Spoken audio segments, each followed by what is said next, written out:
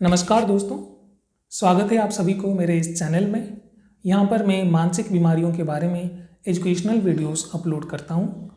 मेरा नाम डॉक्टर तुषार है, मैं एक साइकियाट्रिस्ट हूँ और आज हम OCD यानी ऑब्सेसिव कंपल्सिव डिसऑर्डर के बारे में बात करेंगे। सबसे पहले हम समझेंगे कि OCD क्या होता है, इस बीमारी के लक्षण क्या होते हैं और ये बीमारी क्यों होता है। फिर हम देखेंगे कि इसके डायग्नोसिस कैसे किया जाता है और इसके इलाज के क्या क्या ऑप्शंस होते हैं। चलिए दोस्तों समझते हैं OCD क्या होता है। OCD एक मानसिक बीमारी होता है। लगभग 2 से 3% लोगों को OCD की बीमारी होता है। ये बीमारी महिलाओं पुरुष दोनों को बराबर रूप से होता है और छोटे बच्चों में, बड़ों में और बुजुर्गों में भी पाया जाता है। OCD की बीमारी का फुल फॉर्म होता है ऑब्सेसिव कंपल्सिव डिसऑर्डर। तो इस बीमारी के 2 इम्पॉर्टेंट कंपोनेंट्स होते हैं, एक होता है ऑब्सेशंस और दूसरा होता है कंपल्सन्स। और इन ऑब्सेशंस और कंपल्सन्स के कारण मरीज़ को बहुत ज़्यादा घबराहट होता है, बेचैनी होता है, उसका बहुत सारा समय नष्ट होता है और कभी कभी इन सिम्टम्स के कारण से मरीज़ डिप्रेशन में भी चला जाता है। चलिए हम समझते हैं कि ऑब्सेशंस क्या होते हैं और कंपल्सन्स क्या होते हैं। ऑब्सेशंस बेसिकली कोई भी विचार हो सकते हैं, चित्र हो सकते हैं या फिर तीव्र इच्छा हो सकती है जो हमारे मन में बार बार आता है। एक साधारण विचार जब हमारे मन में आता है तो हमें कोई घबराहट नहीं होती है। हम उस विचार के बारे में चाहे तो सोच सकते हैं, चाहे तो उस विचार को हम टाल सकते हैं या फिर उस विचार के बारे में सोचना बंद कर सकते हैं या फिर उस विचार को इग्नोर कर सकते हैं। लेकिन जब कोई ऑब्सेसिव थॉट मन में आता है तो मरीज़ उसको इग्नोर नहीं कर पाता है। वो विचार बार बार उनके मन में आता रहता है। अगर वो उसको रोकने की कोशिश करते हैं फिर भी वो विचार बार बार उनके मन में आता रहता है, जिसके कारण से उनको बहुत ज़्यादा घबराहट होती है। एक एग्जाम्पल से समझते हैं। सबसे कॉमन ऑब्सेशन होता है गंदगी का यानी कंटामिनेशन का। इस ऑब्सेशन में मरीज़ को लगता है कि उनके हाथ या फिर उनका पूरा शरीर गंदा है, जिसके कारण से उनके मन में बहुत ज़्यादा बेचैनी होती है। या तो उनको बहुत गंदगी का एहसास होता है या फिर उनको डर लगता है कि गंदगी के कारण उनको कोई इन्फेक्शन हो जाएगा। इस डर के कारण वो बार बार साबुन से अपना हाथ धोते रहते हैं, बहुत लंबे समय तक हाथ धोते हैं और बार बार धोने के कारण कभी कभी उनके हाथ भी छिल जाते हैं। इतना ज़्यादा हाथ धोने के बाद भी उनके विचार रुकते नहीं हैं और बार बार उनके मन में यही विचार आते रहते हैं कि अभी भी शायद मेरे हाथ गंदे हैं। इस विचार के कारण न केवल उनका समय नष्ट होता है, उनकी बहुत ज़्यादा मनोबल भी कम हो जाता है और वो बाकी काम पे ध्यान नहीं लगा पाते हैं। जैसे स्टूडेंट्स पढ़ाई में ध्यान नहीं लगा पाते हैं, घर में काम करने वाले लोग घर के काम में मन नहीं लगा पाते हैं, ऑफिस जाने वाले लोग ऑफिस के काम में मन नहीं लगा पाते हैं और उनका बहुत सारा समय नष्ट होता है। तो ऑब्सेशंस को अगर हम रोकने की कोशिश करेंगे तो ऑब्सेशंस रुकते नहीं हैं और बहुत ज़्यादा घबराहट होती है। ऐसा डर लगता है कि एक कुछ बड़ा ख़राब सा चीज़ हमारे साथ हो जाएगा। तो ऑब्सेशंस के कारण जो एंजाइटी होता है उसको कम करने के लिए जो बिहेवियर हम करते हैं उसको कंपल्सन्स कहते हैं। फॉर एग्जाम्पल, जब किसी को गंदगी का ऑब्सेशन होता है तो वो ऑब्सेशन के कारण होने वाली घबराहट को कम करने के लिए बार बार अपना हाथ धोता है। इस एग्जाम्पल में हाथ धोने को कंपल्सन कहते हैं। कभी कभी कंपल्सन दिखते नहीं हैं। कंपल्सन्स मानसिक भी हो सकते हैं यानी साइकोलॉजिकल भी हो सकते हैं।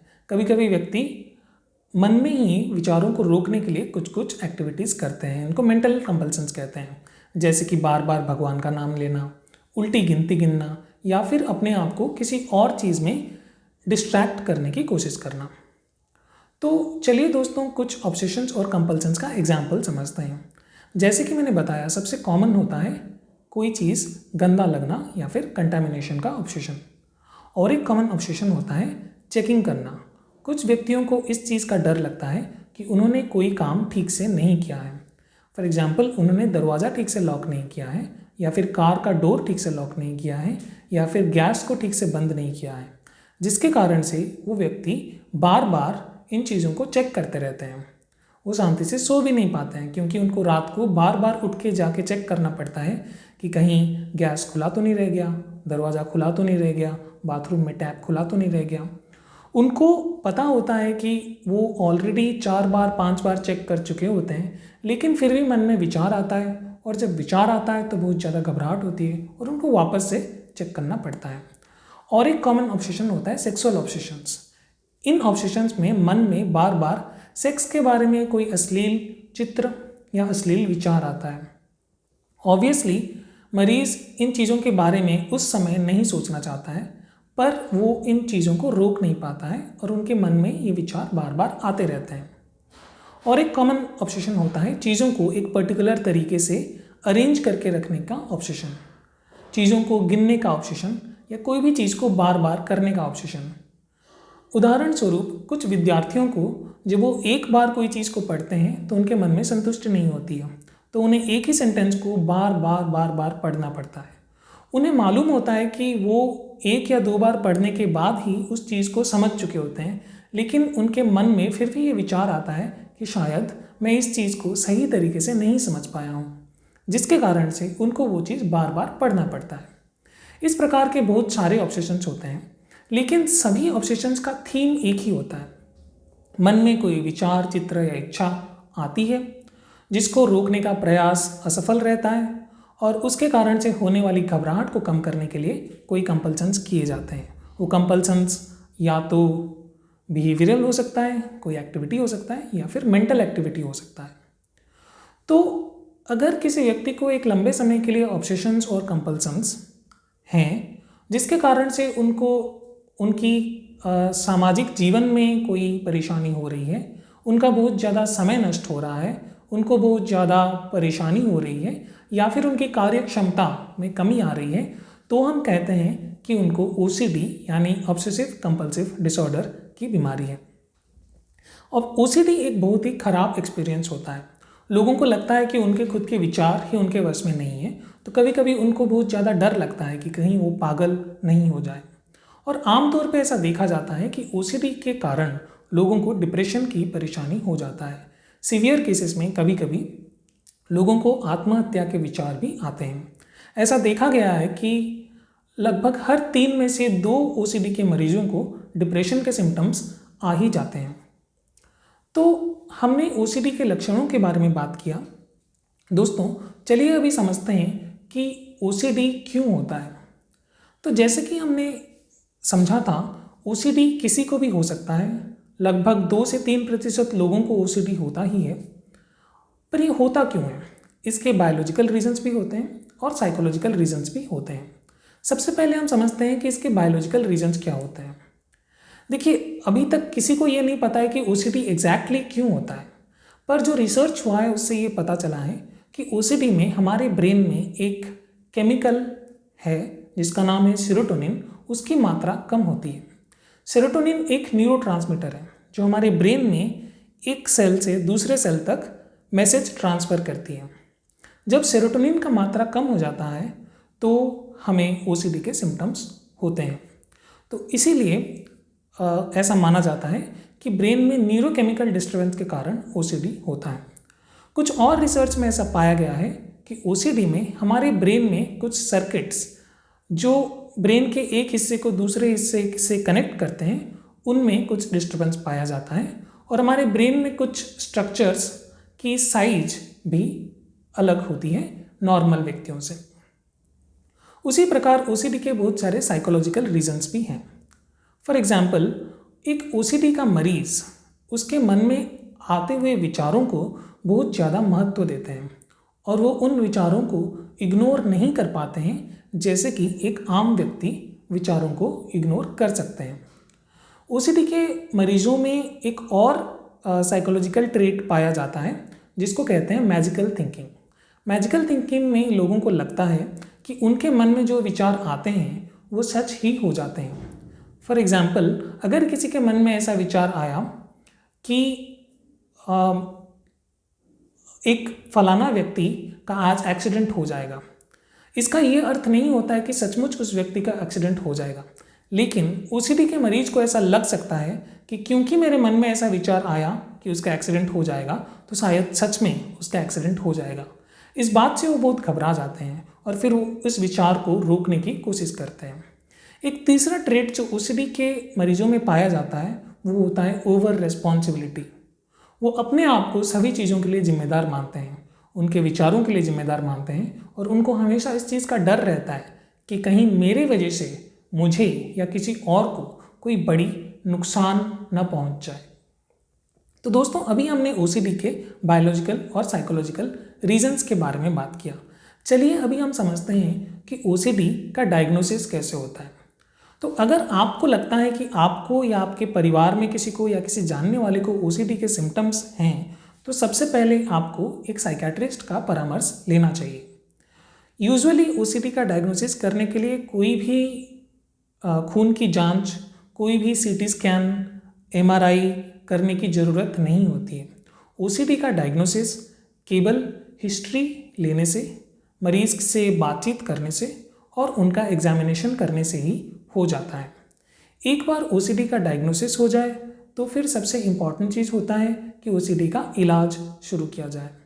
तो हमारे मन में विचार आता है कि ओसीडी की कौन सा इलाज सबसे बेहतर है। देखिए, अगर आज से कुछ 200-300 साल पहले किसी को ओसीडी के लक्षण आते तो हमारे पास उस समय पे कोई इलाज नहीं था और फिर ऐसा माना जाता था कि अगर किसी को ओसीडी है तो उसको ओसीडी हमेशा ही रहेगा। लेकिन आजकल ओसीडी के लिए बहुत अच्छे इलाज मिल चुके हैं। ओसीडी के लिए मेडिसिन अवेलेबल हैं, इसके लिए साइकोथेरेपी अवेलेबल है और इसके लिए कुछ non invasive brain stimulation techniques भी अवेलेबल हैं। सबसे पहले चलिए हम मेडिसिन की बात करते हैं। तो मेडिसिन में जो सबसे अच्छा एविडेंस है वो है SSRI यानी सिलेक्टिव सेरोटोनिन रीअपटेक इनहिबिटर्स के बारे में। जैसे कि हमने पहले समझा था, ओसीडी की बीमारी में हमारे ब्रेन में सेरोटोनिन का मात्रा कम हो जाता है। तो SSRI की दवाइयाँ हमारे ब्रेन में सेरोटोनिन की मात्रा को बढ़ाते हैं जिससे ओसीडी के सिम्टम्स धीरे धीरे कम हो जाते हैं। एक चीज़ यहाँ पे ध्यान रखने लायक है कि जो SSRI की दवाइयाँ होती है उनका असर आने में कभी कभी समय लगता है। कुछ लोगों को 4 से लेकर 12 हफ्ते तक समय लग सकता है। इसीलिए दवाइयों को इस कारण से बंद नहीं करना चाहिए कि शुरू के कुछ हफ्तों में आपको दवाई का असर नहीं दिखा। दवाई का असर आने में समय लगता है और दवाई आपको लंबे समय तक लेनी होती है। दवाइयों के अलावा एक और तरीका होता है ओसीडी के इलाज के लिए जिसको कहते हैं साइकोथेरेपी। साइकोथेरेपी एक साइकोलॉजिस्ट या फिर एक साइकियाट्रिस्ट के द्वारा किया जाता है। साइकोथेरेपी में सबसे अच्छा एविडेंस है CBT यानी कॉग्निटिव बिहेवियरल थेरेपी के लिए। जैसे कि हमने समझा था कि ओसीडी में कुछ साइकोलॉजिकल कारण भी होते हैं, तो CBT यानी कॉग्निटिव बिहेवियरल थेरेपी द्वारा उन साइकोलॉजिकल रीजंस को टारगेट किया जाता है और उनको सुधारने का प्रयास किया जाता है। CBT में एक इम्पॉर्टेंट कंपोनेंट होता है ERP यानी exposure and response prevention therapy का। Exposure and response prevention therapy का प्रिंसिपल होता है कि मरीज को जिस भी ऑब्सेशन से परेशानी है उस ऑब्सेशन से एक्सपोज किया जाए, उस ऑब्सेशन का सामना करने के लिए उत्साहित किया जाए और कंपल्सन को रोका जाए। देखिए, हमें इस चीज़ को समझना पड़ेगा कि जब हम कंपल्सन करते हैं तो ऑब्सेशन के कारण होने वाली एंजाइटी थोड़ी समय के लिए कम हो जाती है, ये बात तो सही है, लेकिन इससे ओसीडी ठीक नहीं होता है। कंपल्सन करने से ऑब्सेशन का जो ऑब्सेशन और कंपल्सन का जो साइकिल है वो चलता ही रहता है और वो ठीक नहीं हो पाता है। जब हम ERP करते हैं, exposure and response prevention therapy करते हैं, तब हम मरीज को ऑब्सेशन का सामना करने के लिए प्रोत्साहित करते हैं, लेकिन उनको कंपल्सन करने से रोकते हैं, जिससे क्या होता है मरीज को थोड़ी देर के लिए घबराहट होता है, लेकिन धीरे धीरे वो घबराहट कम हो जाता है और उनका OCD का जो साइकिल है वो टूट जाता है और मरीज धीरे धीरे ठीक हो जाता है। लेकिन कॉग्निटिव बिहेवियरल थेरेपी में भी मेहनत करने की ज़रूरत होती है और इसमें भी समय लगता है। कुछ मरीजों में जिनमें मेडिसिन्स और साइकोथेरेपी दोनों में फ़र्क नहीं पड़ता है, उन मरीजों के लिए साइकियाट्रिस्ट यूजुअली कुछ और इलाज के पद्धति के लिए भी एडवाइस करते हैं, जैसे कि RTMS यानी recurrent transcranial magnetic stimulation. RTMS basically एक मशीन होता है जो हमारे ब्रेन में मैग्नेटिक वेव्स के द्वारा हमारे ब्रेन के सर्किट्स को चेंज करने की कोशिश करते हैं, जिसके द्वारा ओसीडी के थॉट्स कम हो जाते हैं, ओसीडी के सिम्टम्स ठीक हो जाते हैं। आरटीएमएस का मशीन महंगा होता है और ये सारी जगह पे उपलब्ध नहीं होता है, इसीलिए ओसीडी का सबसे पहला इलाज मेडिसिन और साइकोथेरेपी ही होता है। जिन केसेस में मेडिसिन और साइकोथेरेपी से सुधार नहीं हो पाता है, उन केसेस में आरटीएमएस का ऑप्शन भी होता है। तो दोस्तों, अगर आपको ओसीडी के बारे में कोई और सवाल है, आपको अगर ओसीडी के बारे में कुछ और जानना है, तो आप नीचे कमेंट्स में लिखिए और मैं कोशिश करूँगा कि अगले वीडियो में हम उन सवालों का जवाब दें। वीडियो को लास्ट तक देखने के लिए आपका बहुत बहुत धन्यवाद।